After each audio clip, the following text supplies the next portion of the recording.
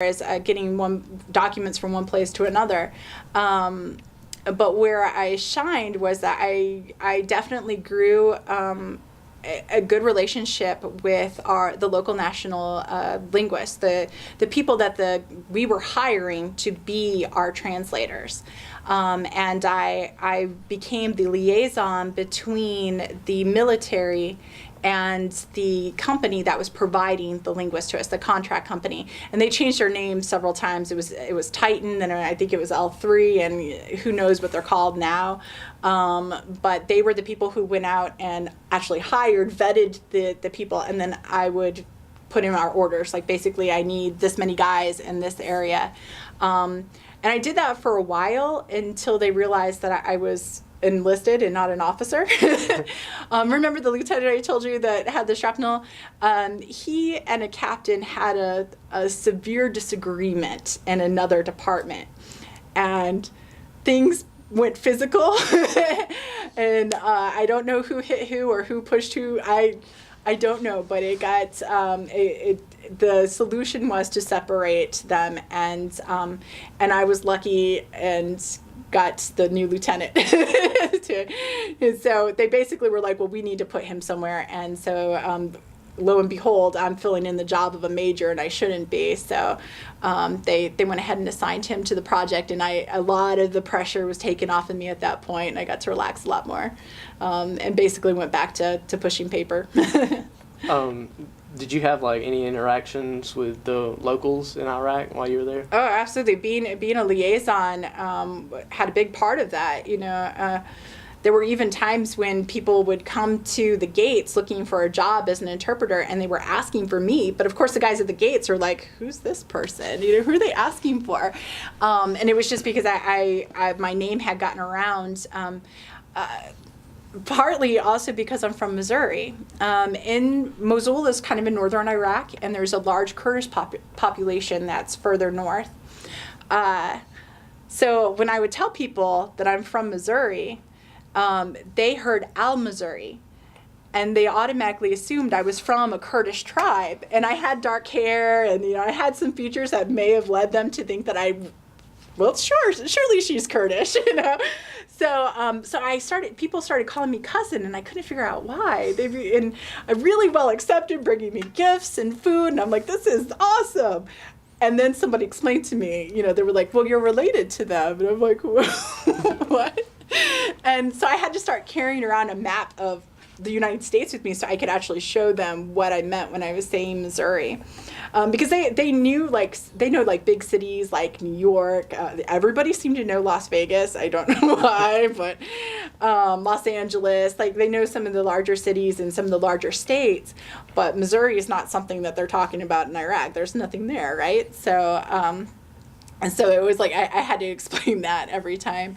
I also had a group of linguists that I was their direct supervisor, and basically we would have documents that needed to be translated either for us to use as intel, or for to be disseminated outward, or to help our units use information. So I would be able to give them, as long as it was not classified. I couldn't give them any classified information because they were local nationals and they didn't have that classification. But I would give them work, and they would steadily type. People would bring things, but I made sure that they were taken care of. And at one point there was, we had good relationships with the Kurdish in the north, but they had their own militias. And this one guy that I think we were trying politically to become friends with had a son that wanted to badly be with us. And I think I was maybe an unpaid babysitter for a little bit. He was college age, but just really did not understand the dynamics between our position there in Iraq, and so he was angry and hot-headed and was starting fights all the time, and I had to come to his rescue. So. But so really I did a lot of different things, but mainly liaison for the local national linguists and the units that needed them. So the interactions, they were mostly positive, you'd absolutely, say? Almost all the time. There was a couple of situations where just the cultural differences from me being a female and like male local nationals could be problematic, because where I'm a very smiley person, I smile at everyone, and I always make direct eye contact. In their culture, that can be very misinterpreted. It's either disrespectful for me to do so as a woman, or they think I'm coming on to them. And for them, it was very unfathomable that I was married for 3 years and didn't have a bunch of babies. Like, I was always asked, where are my kids? If you're married, you should have kids. Why are you doing this? You shouldn't be in the military. And so there was always that disconnect on the cultural side with me being female. That it made things uncomfortable, especially if they thought that I was being forward with them, because you got to think, like, they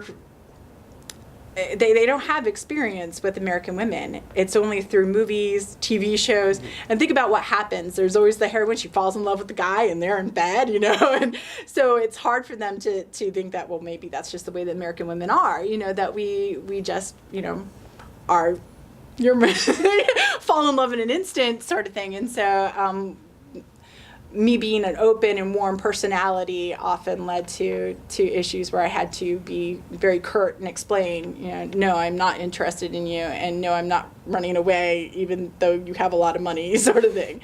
It's kind of weird. But yeah, I'd say mostly favorable. I had the best birthday party thrown for me ever. Like a 3-layer cake from the city, and Kurdish music was playing, and it was more of a party, I think, for them than it was for me. But it was nice to see everybody let loose, even in kind of, not the best of circumstances, and it was just a really good time, and I'm thankful that they accepted me so well. That's good. And did you also have a good relationship with your fellow soldiers? Yes. I think I always had a good relationship with I think everybody.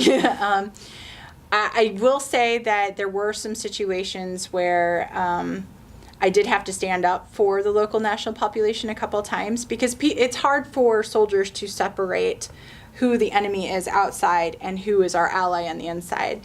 And I got ridiculed a couple times because I came to the defense of our linguists. I'm like, they are putting their life on the lines, even more so than some soldiers. I mean, they're not only putting their lives on the line, but their families' lives. I mean, if it's found out that they're helping us, they can terrorize their family. Your family's safe stateside. So, it was very hard for them to differentiate. And I think only once did I have to go to somebody, a higher chain of command, because they were being so ridiculously abusive to people that we were hiring to help us. So, but for the most part, I would say absolutely. We had another situation in another area because remember I said I was kind of at a headquarters, so there was an area I had to go to, and I'd heard stories about how they were treating the linguists there, which was very similar to the way they were treating like captives. I was like, why are they being treated the same way? And of course they don't. Nobody wants to. I couldn't fill the positions because people didn't want to work for them because they were mistreating them. And I went there, and at first the person who was in charge there, it was somebody with more rank than I, was very upset with me and said, well, you can't just walk into our skiff without proper things. So that's the same reason why they can't walk around on our fob. And I said,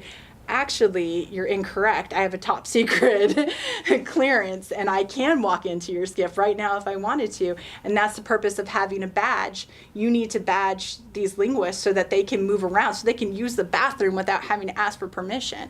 And that went over somewhat well. Things got fixed, but they didn't get fixed, right away. And it was a very uncomfortable situation for me to have to talk to somebody with more rank than I. So. And what were some of your memorable experiences in Iraq? Well, the birthday party, that was awesome. The mortar attacks were pretty, intense. We had a few of them. Those were always kind of scary, especially because when they're really close, you can't tell if we're shooting out or if they're shooting in. So it's like who's shooting who at that point, and it gets a little chaotic. Towards the end, they got better at letting us know when they were going to be firing out. But in the beginning there, it was kind of like, what's going on?